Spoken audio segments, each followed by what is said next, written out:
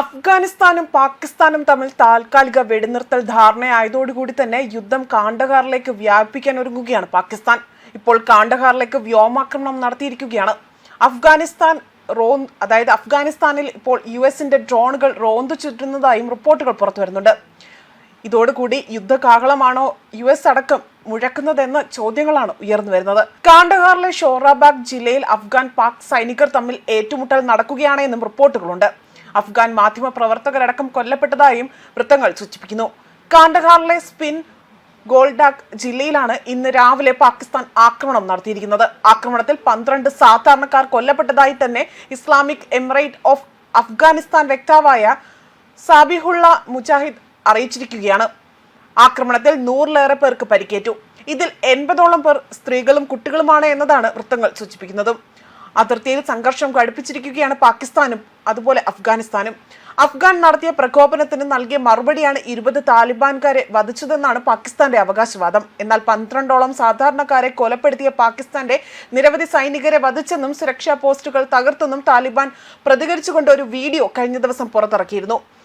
ഏത് വെല്ലുവിളിയും നേരിടാൻ സജ്ജരായി തന്നെ സൈനികർ അതിർത്തിയിൽ നിലയുറപ്പിച്ചിരിക്കുന്നതായും താലിബാൻ വ്യക്തമാക്കുകയും ചെയ്തതാണ്. അതേസമയം ഏറെ വൈകിയാണ് ഇരു രാജ്യങ്ങളും തമ്മിൽ 48 മണിക്കൂർ നിൽക്കുന്ന താൽക്കാലിക വെടിനിർത്തൽ കരാർ പ്രാബല്യത്തിൽ വന്നിരിക്കുന്നത്. എന്നാലും യുദ്ധത്തിന്റെ ചെറു ചലനങ്ങൾ ഇപ്പോഴും അഫ്ഗാൻ അതിർത്തിയിൽ കേൾക്കുന്നതായും വൃത്തങ്ങൾ പറയുന്നുണ്ട്.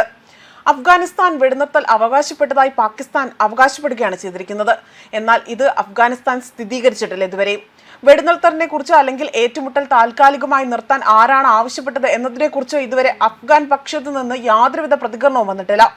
പാകിസ്ഥാൻ കരഞ്ഞു കാലു പിടിച്ചിട്ടാണ് യുദ്ധത്തിന് താൽക്കാലികമായി ഒരു ആശ്വാസം ഉണ്ടായിരിക്കുന്നതെന്നാണ് ദേശീയ മാധ്യമങ്ങൾ റിപ്പോർട്ട് ചെയ്തിരിക്കുന്നത്. വൈകുന്നേരം ഇരു രാജ്യങ്ങളുടെയും അതിർത്തിയിൽ നടന്ന ആക്രമണത്തിൽ 6 പാകിസ്ഥാൻ സൈനികർക്കും 15ഓളം അഫ്ഗാൻ പൗരന്മാർക്കും ജീവൻ നഷ്ടപ്പെട്ടതായി തന്നെ അന്താരാഷ്ട്ര മാധ്യമങ്ങൾ റിപ്പോർട്ട് ചെയ്തിട്ടുണ്ട്. നിരവധി പേർക്ക് പരിക്കേൽക്കുകയും ചെയ്തു. ഇതേ തുടർന്നാണ് ഇരു രാജ്യങ്ങളും വെടിനിർത്തലിന് സമ്മതിച്ചത്. സാധാരണക്കാരെ ലക്ഷ്യം വെച്ചുകൊണ്ട് ആക്രമണം നടത്തിയെന്ന ആരോപണം പാകിസ്ഥാൻ നിഷേധിക്കുകയും ചെയ്തിരുന്നു. അതേസമയം TLP TTP അതുപോലെ BLA പോലുള്ള സംഘടനകൾ മാത്രമല്ല പാകിസ്ഥാനിലെ സാധാരണക്കാരും രാജ്യത്തെ അവസ്ഥയിൽ വളരെയധികം രോക്ഷാകുലരാണ് എന്നതാണ് ഇന്ത്യൻ രഹസ്യാന്വേഷണ ഏജൻസികൾക്ക് ലഭ്യമായിട്ടുള്ള വിവരം.